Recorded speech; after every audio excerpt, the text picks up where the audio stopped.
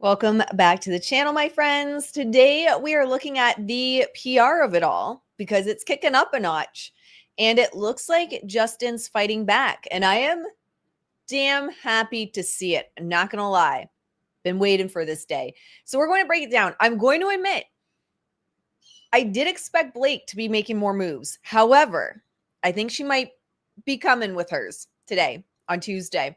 Tuesdays are the best days to run a PR campaign, to start a PR campaign. They're the best days to launch. If you're an entrepreneur, a personal brand, if you're selling courses or books, launch it on a Tuesday or a Wednesday, not a Monday. But I want to talk about the strategy that I think went into all of this. Now, welcome back, my friends. It's so nice to see you guys. So many familiar faces in the chat. Let me know where you're tuning in from, my friends. My name's Ashley Baldoni'S. For those that are new, I have over 15 years of experience in branding, marketing, and PR. And that's the lens we look at trending pop culture stories through. That's what we're going to do today. So let's pull up Justin's Google searches. So one of the things I really love is the reality is traditional media. Ooh, I almost dumped my coffee. Oh, jeez. Traditional media is still, I know, people fight me on this, but is still critical in PR.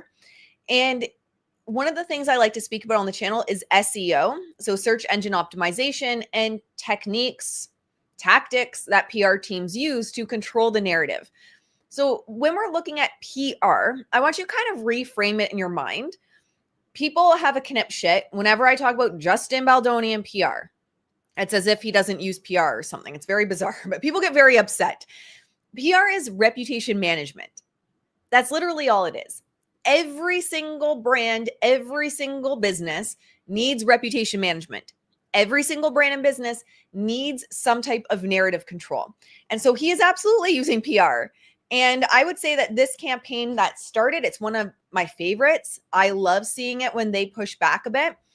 They rightly, and I think we could have all probably guessed that they were going to use that extortion piece as a way to start shifting the tides and changing the narrative. And also from a strategy point, not just to change the tides and control the narrative, but also to get ahead of Blake Lively. Because I would imagine Blake's going to be running with probably later today. I will actually have an aneurysm if she doesn't. I would need to be a fly on the wall to figure out why they're not.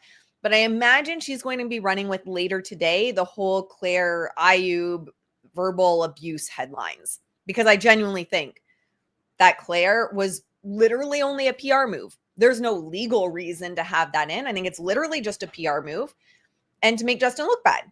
So I do think they are getting ahead of that narrative with this. Yeah, even good guys use PR. Everyone does. That's why I created my course on your 90-day PR playbook. Everyone needs it.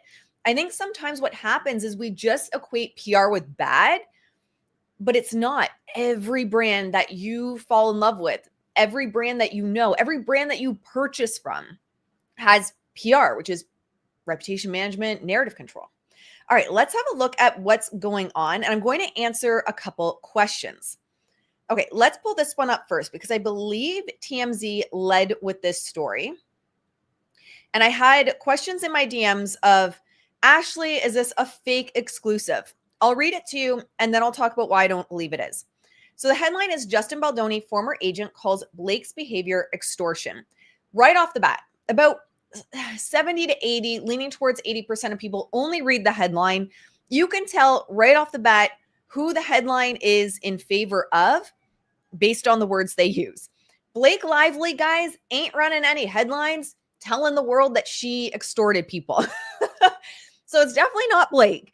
And I can damn well guarantee you, I will basically stake my life on it, that TMZ wasn't sitting on the docket trying to find, and that docket's a mess, trying to find unredacted deposition transcripts. Like they just weren't. So we know right away based on the headline that this is from Justin's side and it's pro Justin based on the headline. So this was October 13th. So just yesterday. And you've got, the pictures are in alignment with that too. Blake looks a little disheveled, although, you're going to be hard pressed to find pictures of her with her hair looking nice, but she looks a little disheveled there. I will say, for all of the craziness of her bathroom burrito video, her hair looked beautiful.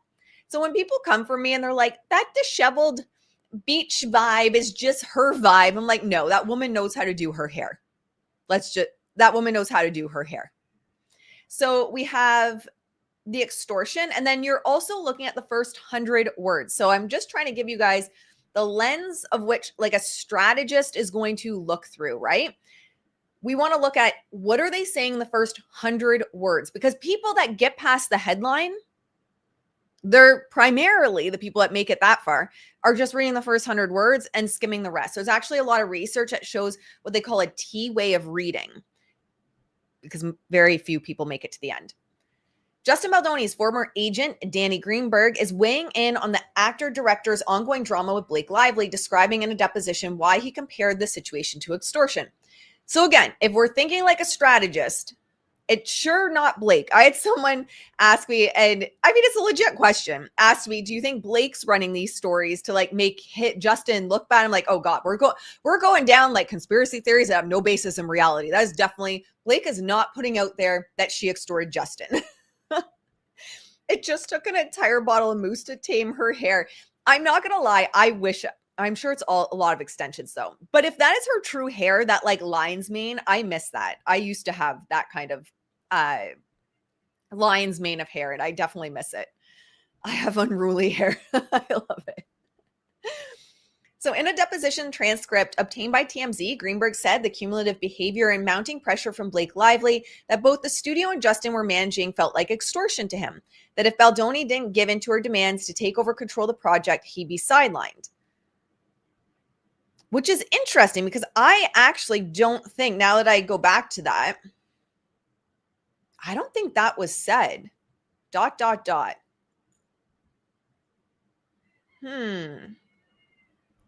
So that might be also part of your exclusive. I wish I knew what docket number this was off the top of my head, but I do not. It's such a mess. But I don't remember the docket saying that. As we reported, Lively filed a lawsuit against Baldoni and his company, Wayfarer Studios, claiming he SH Lively during the production of their film It Ends With Us, and alleging he spearheaded a smear campaign against her, claims Baldoni has denied.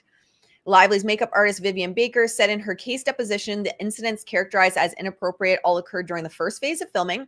So this is also, like, adding this in is also showing that things seem to be resolved. There was nothing in the second phase. Blake's talent agent, Warren Zavala, also seemed to back that up when he said that he was not aware of any incidents that made Lively uncomfortable during the second phase of filming. However, Zavala, probably mispronouncing that, did go on to say that he was aware of complaints from Lively during the post process when testing a cut of the film. Yeah. So it's like, what, you weren't getting your way? So that's the problem. The case has continued despite most of Baldoni's $400 million countersuit getting tossed in June. Photogs caught up with the actor in LAX last month, where he briefly opened up about his mindset as the high-profile feud drags on. Baldoni told cameras he's doing wonderful and that he always aims to take the high road. Lively spokesperson responded to the allegations, telling TMZ the court already dismissed their so-called taking over a movie claim, and this cherry-picked deposition quote from Baldoni's prior agent before he was dropped from WME adds nothing new. Sure, Lively spokesperson. Sure, Leslie. Whatever you say, Leslie. It's so ridiculous. They're all insane. The rep went on, in fact, the court's dismissal even assumed their allegations were true for the sake of argument and still held that they don't amount to a valid claim under the law. That's what matters, because this is a legal process, not a clickbait one. All right, so there's going to tell you a lot. Number one, if we're looking at this as a strategist, it's very obviously from Justin's team because there's things that are added in. I'm going to see if I can pull it up really quickly and find the docket number, but I don't remember anywhere in what was released it being said that, you know, extortion, if Baldoni didn't give in to her demands to take over control of the project, he'd be sidelined. I don't see that anywhere. But number two, again, what is in the first 100 words? What's the lean in the first 100 words versus look what's buried at the bottom? Very few people are getting to the bottom, but they do give Blake's rep a chance to say their piece at the end. But even basically, like, they're saying, well, no, it's Justin's team doing this PR for clickbait. That still doesn't matter. That it was all dismissed. It does matter, Leslie. It absolutely matters. And she adds, this is just a recycled distraction that has nothing to do with the actual SH and retaliation lawsuit Baldoni and Wayfair defendants are facing. I mean, I think it does, Leslie. But you see that buried at the bottom. Now, let me just see. I thought I had. Let me just check quick.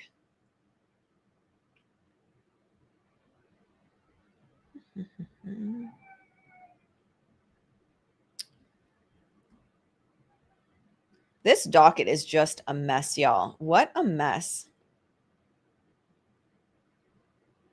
Yeah, Leslie Sloan is as worse as they're two peas in a pod.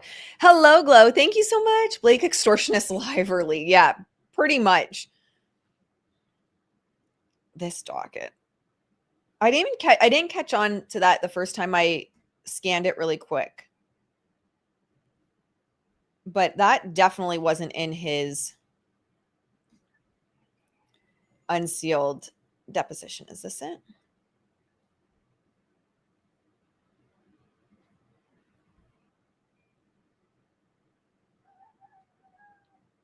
Okay. Let's just go over that portion quick.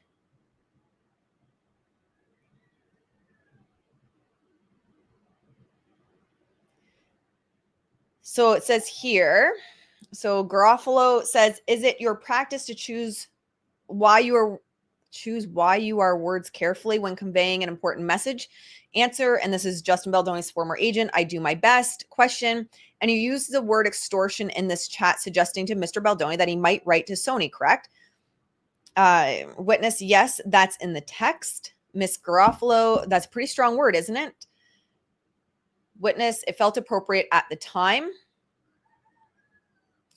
And so then Garofalo goes off on a long tangent, and fair enough, the witness is like, I'm not really following the question. I wouldn't either. It was kind of like a long thing.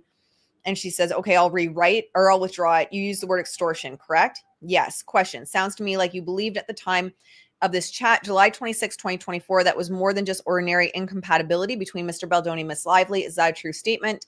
Witness, I took my use of the word extortion. They're referencing just cumulative behavior that both the studio and Wayfair and Justin was having to manage.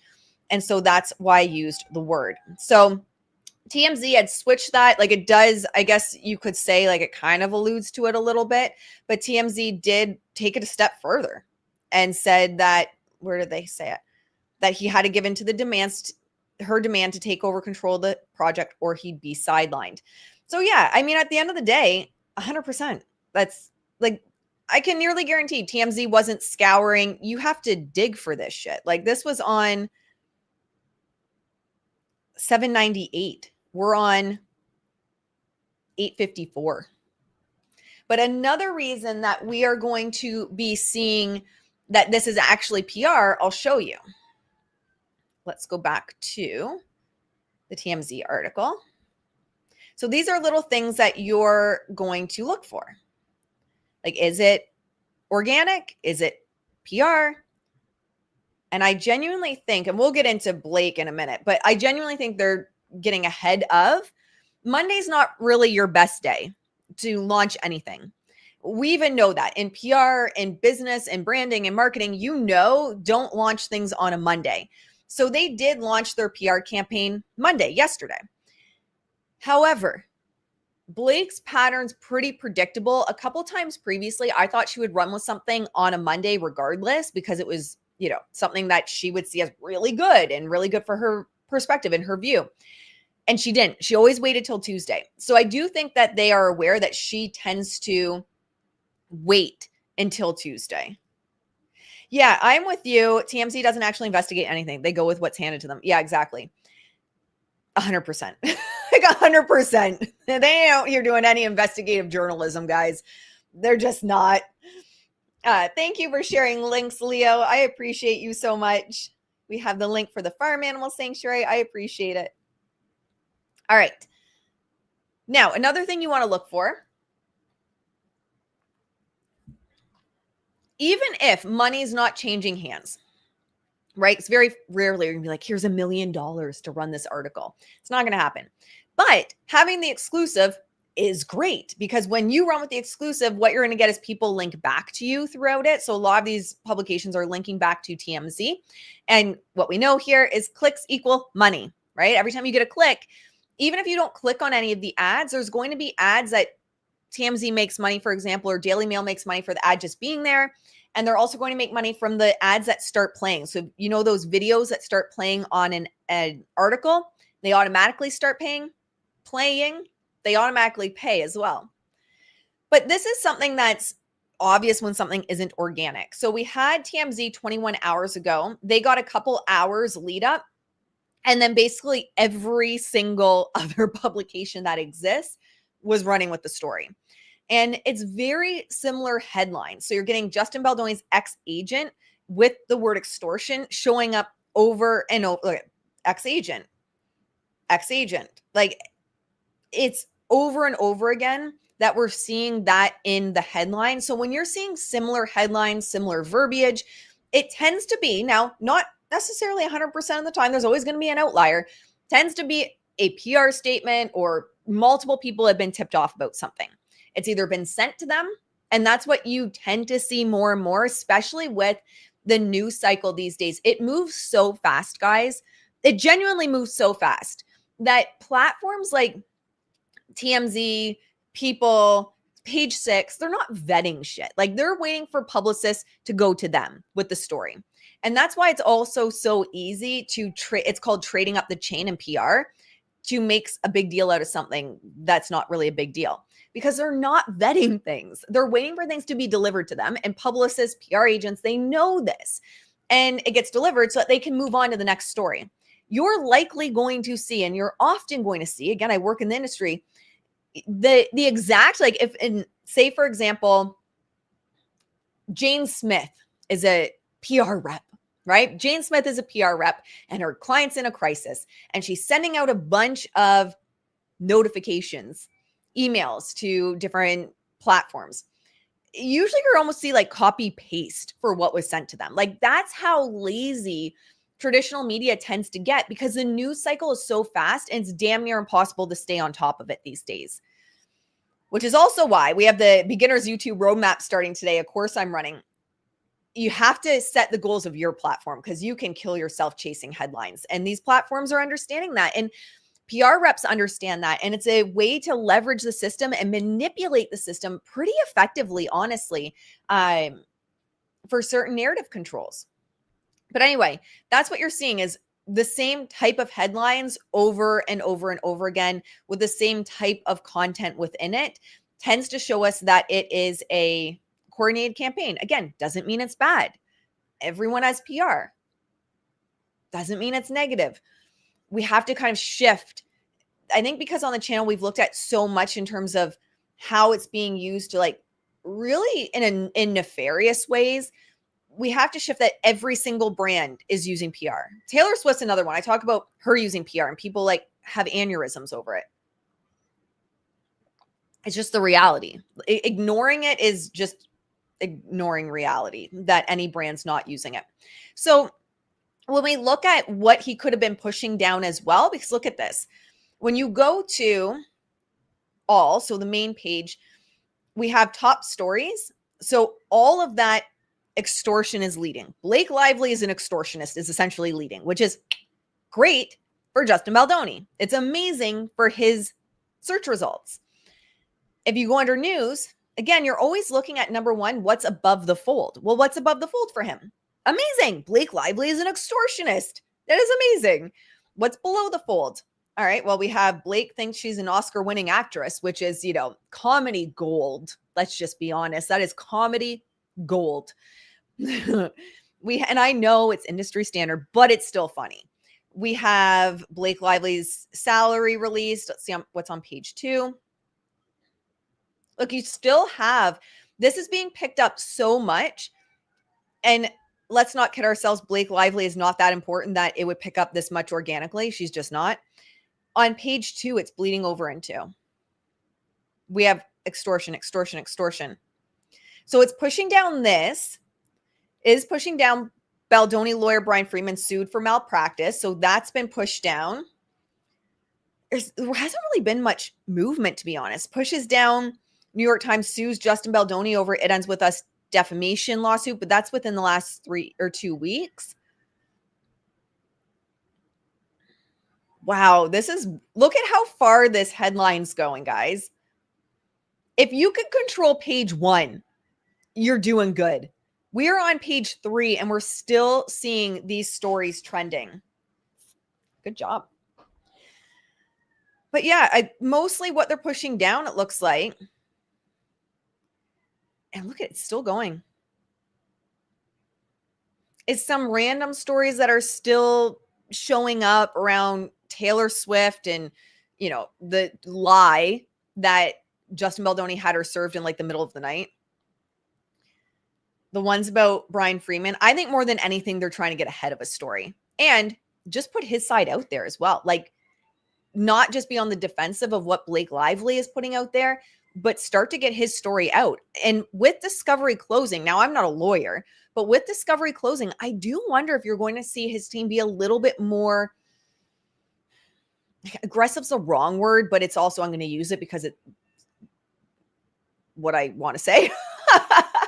Then a little bit more aggressive with the PR, to be honest, where they're not just on the defensive. They're not just trying to bury things. They're like, we're getting out there. We're getting in front of it. We're getting his story out.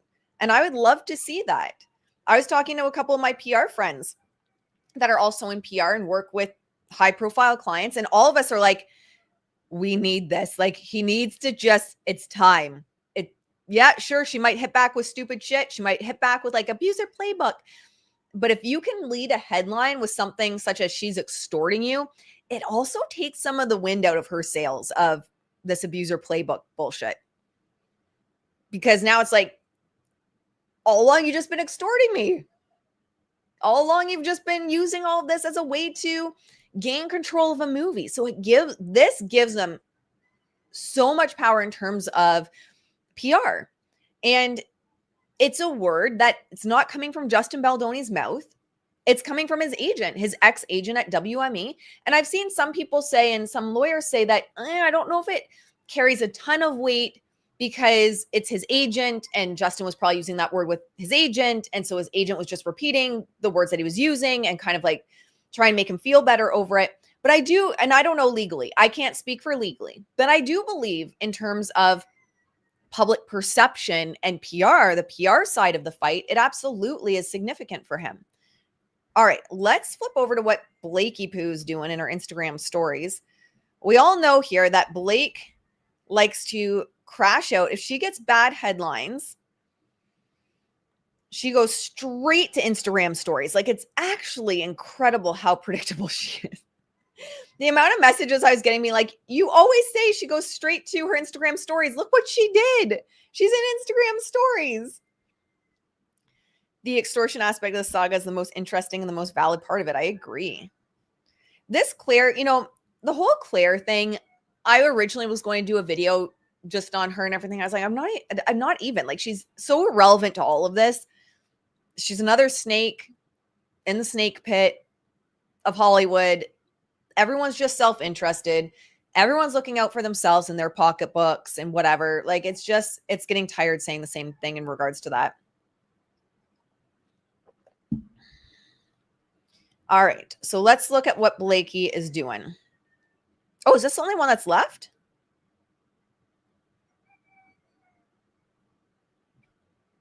All right. We might have to go to my stories to see this then. I guess they timed out. All right. So Blake, 100% of the time, guys, not 99% of the time, 100% of the time, when Blake gets bad headlines, go check her Instagram stories. Especially if it's like on a weekend, she's just crashing out on her stories. So she was doing that after those headlines started hitting. So she's worried. You want to know if a headline worries Blake? Again, check her Instagram stories. So she went to her Instagram stories, and this is the message I got on my post. And there's Blake today posting stories about chocolate magic, her hair care line, and wearing her pajamas. Like you said before, she goes to IG when she gets bad press. So she posted about Blake Brown Beauty. I rarely see her post about Blake Brown Beauty unless there's like a bad headline she's trying to get ahead of. She posted about her pajamas, and some of you guys posted or commented something that was so smart. I completely missed this. Is she's talking about, she says here, I'm so obsessed with my new jammies that I swap out the bottoms with jeans or slacks and pass the top off as a regular shirt. One, I don't believe that. But two, someone made a great point. They're like, there's still the fold lines in it. There's literally still the fold lines from it being taken out of like the box. So I'm not convinced that she's worn this shirt. But one of the pieces with this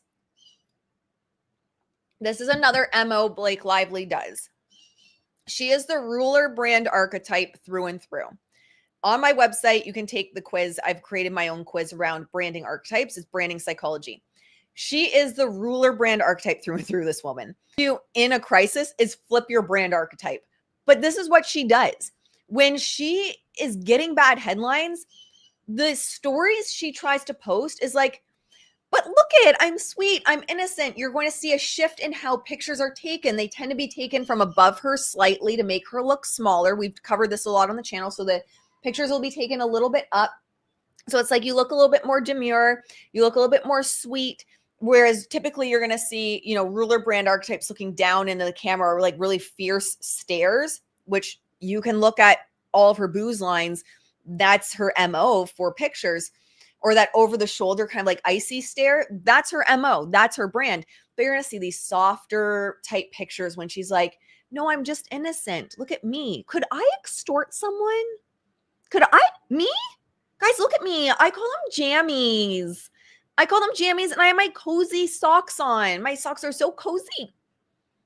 Look, I have no makeup. My hair's just, just lying around the house. That's all, in Blake's head, very intentional. It's not what I would be doing. In fact, some of the worst branding disasters are when brands try to flip a brand archetype. The only one that is really in the industry where even like the top, universities that study branding and marketing, is Old Spice. Very successfully flipped their branding archetype. But more often than not, you're told, don't do it, because it fractures trust. But here's Blakey. No, guys, I'm not like some big diva star. How could I extort someone? Look at me. And, she's got jewels on, of course, around her freaking neck, because of course she does. This woman struggles to be relatable. She struggles. She's so relatable. She's got all these expensive shoes and jewels on in her jammy jams. But that's essentially the psychology that's going into it right now, which is bad. And if anyone's advising her to take this approach when she gets bad headlines, that is bad advice and they should be fired. But this is what she's doing. She's flipping the brand archetype. And, in some ways, I've got it. Even when I know the psychology behind it, you can feel that like in your bones. I'm like, oh, I love like hanging out I call them my jammy jams and, my fuzzy socks and everything. But it's like, don't get into my subconscious mind, woman. Don't. But again, the problem, she's posing with her mouth shut. Shocking. Chloe, it's hilarious. She's so relatable in her Instagram story. She's even got her mouth shut in the picture. Like she could just do a demure smile. It doesn't have to be an extravagant smile. It can just be demure. That is funny. That made me laugh. No closet burritos for Blake. That was good. But, it's so funny. You point that out and it's something to get a good laugh over, because that was very funny. And thank you. I needed a good laugh. And it does go into it, right? It's like that sweet, innocent vibe. We saw that even in the summer when she was doing a whole rebrand, and it was it Betty Booze or Buzz? I don't know. I don't even know the difference anymore. But her images, it's funny you point that out, because her images were more of that like closed mouth, demure smile rather than like the big, open mouth smile that she tends to give. But yes, that's in her brain, the whole thing. She always goes to this, and you can track it. Bad headlines, you're going to see her with like flowers and smiling up. And again, we covered that previously. She's like smiling up at the camera. She looks like 12 years old with flowers in front of her. She posts things that make her look sweet and innocent. And that's what she's trying for. It's like, how could I extort someone? I could never do that. There was one more. There it is. Oh my, Willy Wonka does exist. I cannot wait to go to my friend Cedric Grolitz's new chocolate heaven. I mean, in fairness, I would love to go to this place. He creates magic because he is magic. He's even more kind, exacting, generous, and joyful in real life. That's how he can build these worlds that were at once extraordinary and inviting, because that's who he is. Look at this place.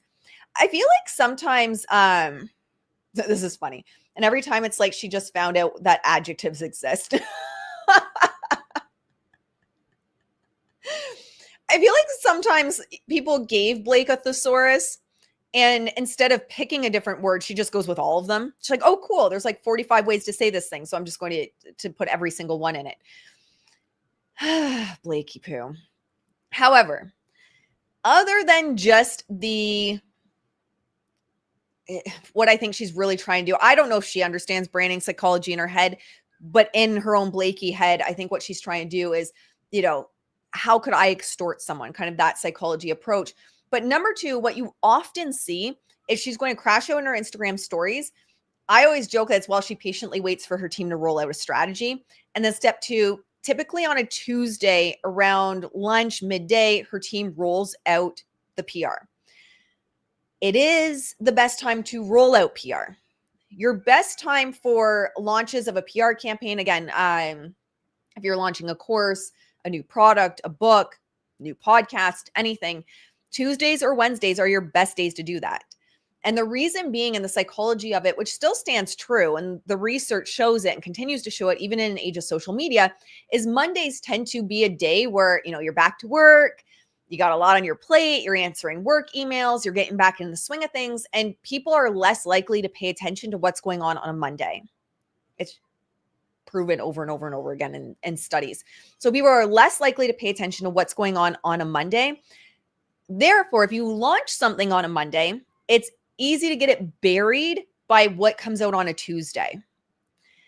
Now, typically, she does tend to launch things on a Tuesday, so she's following that predictable pattern. But I do think that Justin knows her pattern and his team knows her pattern, and that's why they launched on a Monday, to get ahead of it. But let's have a look at, oh, yes, Leo, thanks for pointing that out. We do have Substack now. We do have Substack. Thank you for reminding me and for posting that link. We are moving a lot. I just want to, before I forget, we are moving a lot of stuff off of YouTube because I keep getting hit with demonetization. I keep getting hit. Actually, the Van Zandt videos were the first ones to get me hit with this. Suspicious activity flags. Every day they're finding apparently new suspicious activity on my account. It's just really bad. So we have Substack where I do post, for example, yesterday I had an article I put up about, I don't even want to say the word, a certain social media app that gets everything buried if you talk about it. So it's over on Substack, and we have a paid tier as well with additional videos over there that are housed on Kajabi. And I'm going to organize everything really nice so that no one can take it down. No one can take our voice away, guys. So tired of it. All right. Looks like it's going to rain out. Let's go over see what's going on with Blake. Okay. So Blake got a Daily Mail feature. Blake Lively looks unbothered in her PJs as she brushes off extortion accusations from Justin Baldoni's ex-agent. So the word extortion, this is called keyword hijacking. Why is it keyword hijacking? Well, look, because she used the word extortion, it's trending based on trending stories. I feel like Blakey sent this over to the Daily Mail. Why is it not loading again? There we go. Blake Lively shared a slice of life post with her 42.5 million followers on Monday. Oh, Blake definitely wrote this. Blakey's like, I have 42.5 million followers, guys. Sometimes I feel like not that I feel bad for any of her staff or her PR team or anything, but I feel like half the time they are just chasing squirrels, trying to put out fires. The clock app. Yes, the clock app.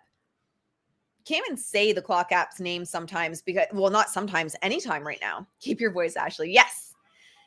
Because it just gets buried. It's not a conspiracy theory. It's actually true.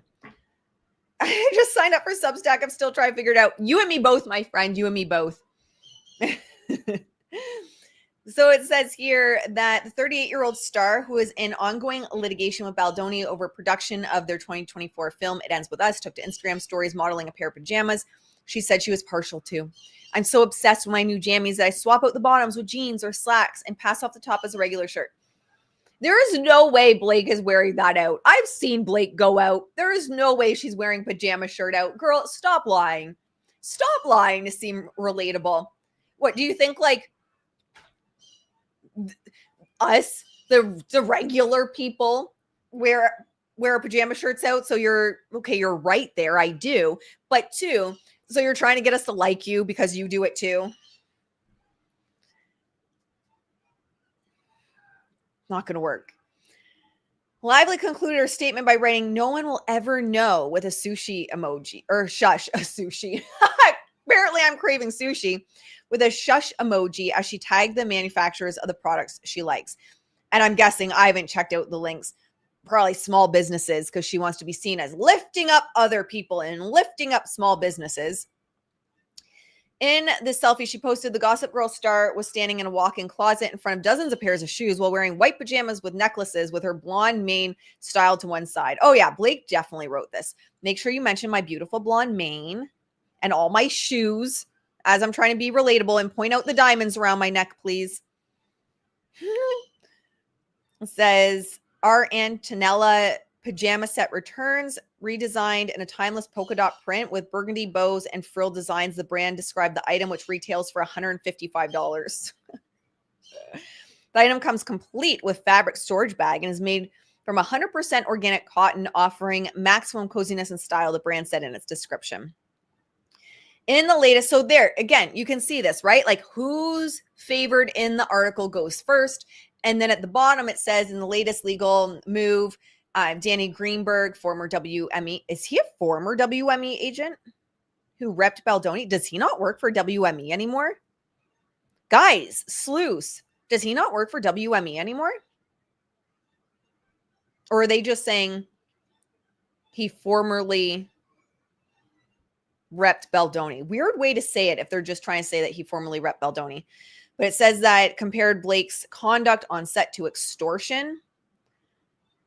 Greenberg assisted Baldoni, who directed the motion picture, and composing emails to Sony to flag behavior on Lively's part described as a continued extortion effort to gain control of the film. Yeah. So anyway, obviously Blake, because Justin's obviously also not talking about Blake Lively's jammy jams in his news releases.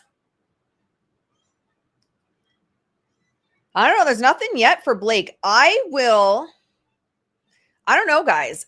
I will be genuinely shocked if Blake doesn't move forward with anything to do with these Claire Ayoub headlines.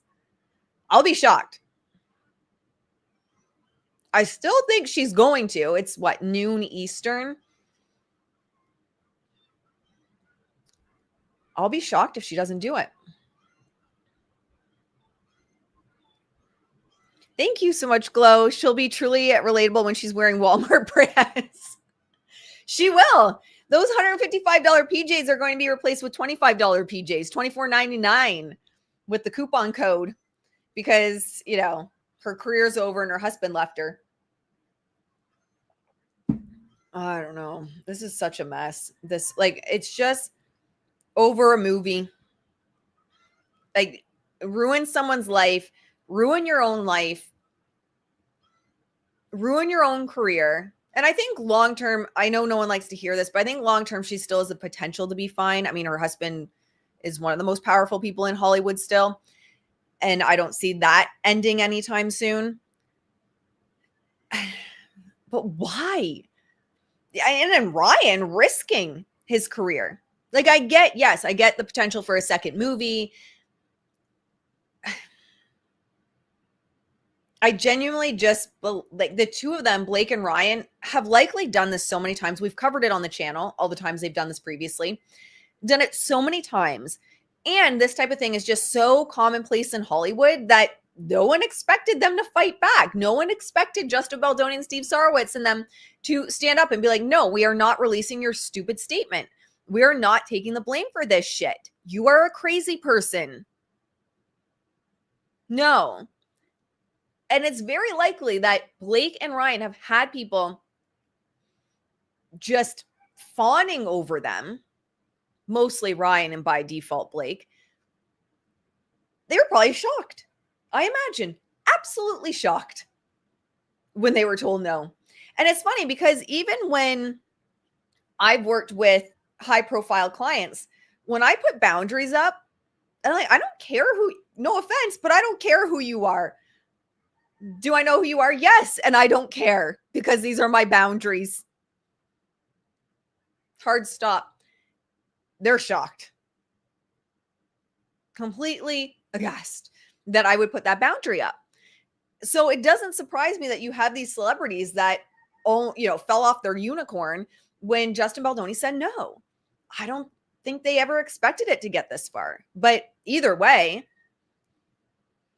completely caused an absolute shitstorm for so many people. Just, I know, Blake, you need authorship and all. Pick your own book to have authorship over. It's just so obscene. I heard Greenberg was out at WME as of late last year. Interesting.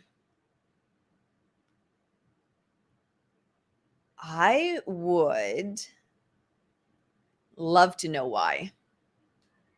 That makes sense, though, because I thought the wording was weird in the Daily Mail, where it seems like he's no longer with WME. Let me see if I can Google it quick.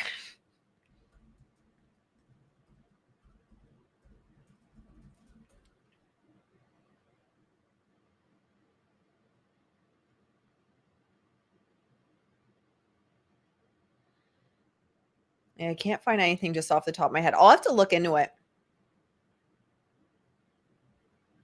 Because that would be interesting. And I'd like to know even more. If that's the case, I would like to even know even more what went on behind the scenes.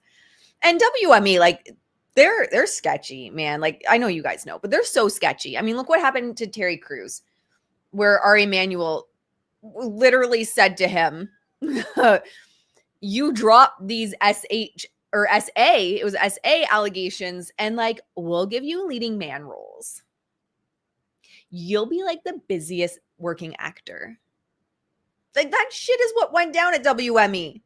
They tried to extort Terry Crews to drop the SA allegations in exchange for leading man roles. And he's spoken out, Terry Crews, on how he lost leading roles and contracts when he refused to, when he stood up to them. So that's WME for you. So it'd be interesting. Did Danny, if he is not with them anymore, and I don't know, I'll have to look into that. Did he try and stand up to them? I don't know.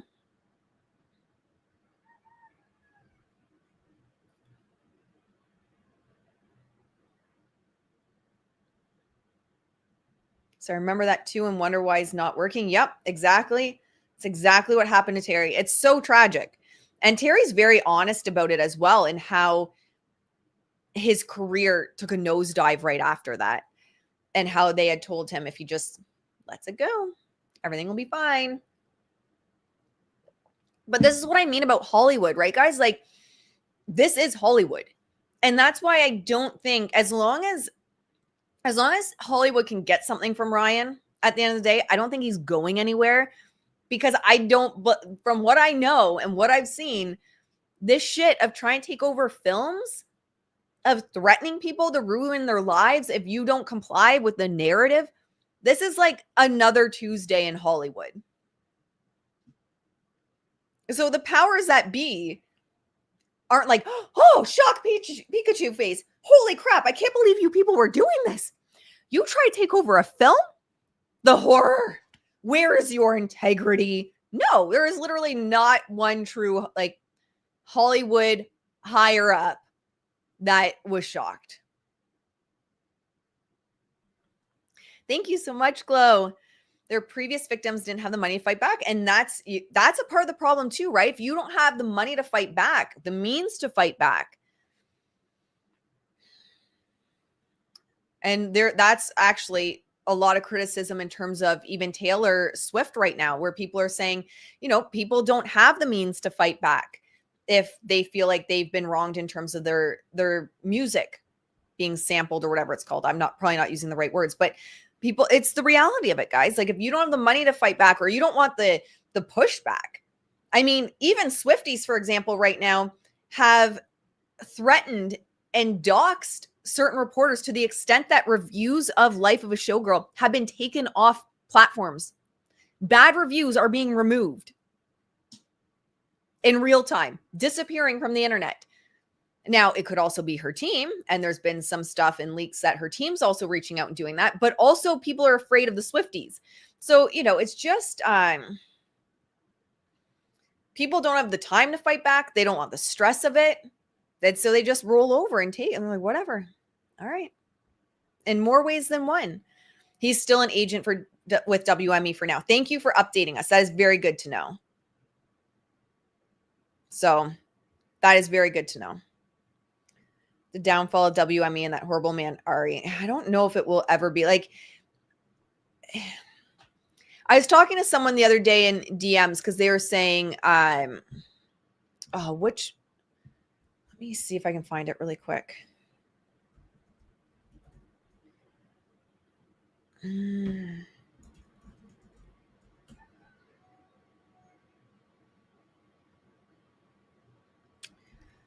can't remember how it was connected, but someone had said in my DMs, like, oh, blank is connected to it. It was something to do with Claire Ayoub. I don't know if it was like her or the movie, but anyway, regardless, the story will still fit. But they said, I think it's connected to UTA, which is a talent agency, kind of like similar to WME.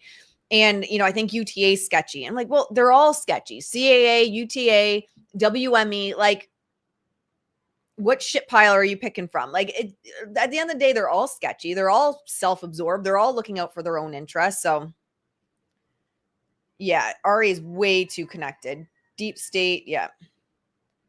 And governmental ties through his brother.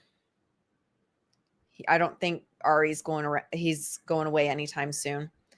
All right, let me see if there's any before I let you guys go. Updates on the docket really quick. No, nothing new, guys. Nothing new. All right, so what we're just doing is keeping an eye out.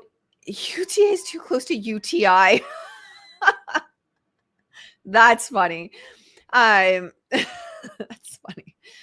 What we're doing is keeping an eye. I will be shocked. Hey, it's possible. But I will be shocked if Blake Lively doesn't move forward with some kind of PR campaign today in regards to Claire. Genuinely shocked. So we'll keep our eyes open. We'll see if any movement on that happens. But right now, like we've talked about, there's two horses in the race, right? For both sides, the PR horse and the legal horse. And the extortion and talking about the extortion and getting this out to like basically flood the zone of every single, that's essentially what it is, with basically every single platform talking about this right now. Great PR move for Justin. And I expect we're going to see her hit back. And I think they're expecting her to hit back. And that's why they moved on a Monday. All right, my friends, that's all I have for you today. It was so nice to hang out with you guys. I have the beginner's YouTube roadmap starting today. So if you've been on the fence, first module drops today. It's all ready to go in your Kajabi portal. It'll be live probably in the next hour and a half for you guys over on Kajabi.